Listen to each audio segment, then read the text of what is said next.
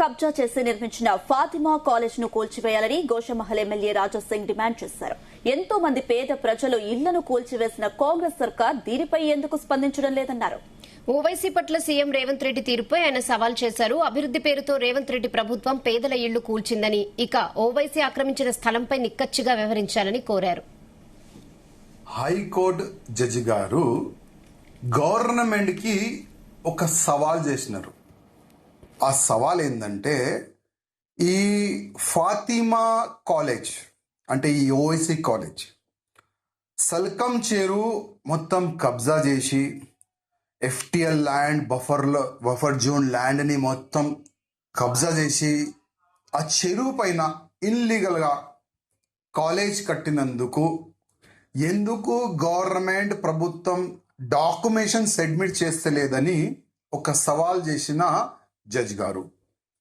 దురదృష్టం ఏంటంటే, ఇవాళ మూసీ రివర్ డెవలప్మెంట్ పేరు పైన ఎంతో మంది పేద ప్రజలు ఇల్లులు పలగొట్టేసినారు.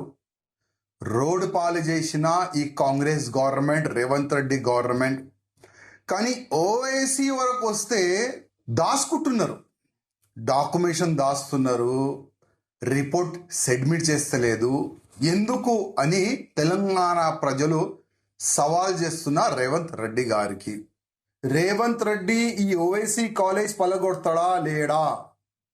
ఒకవేళ పలగొడితే ఏం మెసేజ్ పోతుంది, పలగొడితే ఏం మెసేజ్ పోతుంది అని కూడా తెలంగాణ ప్రజలు మీ వైపు చూస్తున్నారు. రేవంత్ రెడ్డి గారు జాగ్రత్త. ఇమీడియట్ గా మీ గవర్నమెంట్ అధికారులకి చెప్పండి, ఓవైసీ కాలేజ్ పైన కరెక్ట్ అయిన రిపోర్ట్ కోర్టులో సబ్మిట్ చేయమనండి. ఓవైసీ కాలేజ్ టోటల్ గా బఫర్ జోన్ లో కట్టిన కాలేజ్, ఎఫ్టిఎల్ ల్యాండ్ లో కట్టిన కాలేజ్, సర్కం చెరువులో కట్టిన కాలేజ్ అని ఆ రిపోర్ట్ సబ్మిట్ చేసి ఆ కాలేజ్ ని డిమాలిష్ చేయమని మీరు మీ గవర్నమెంట్ కి ఆదేశం ఇవ్వండి. ఆ విధంగానే డాక్యుమెంటేషన్ కోర్టులో సబ్మిట్ చేయడానికి మీరు ఆదేశం ఇవ్వాలని మేము కూడా కోరుతున్నాం.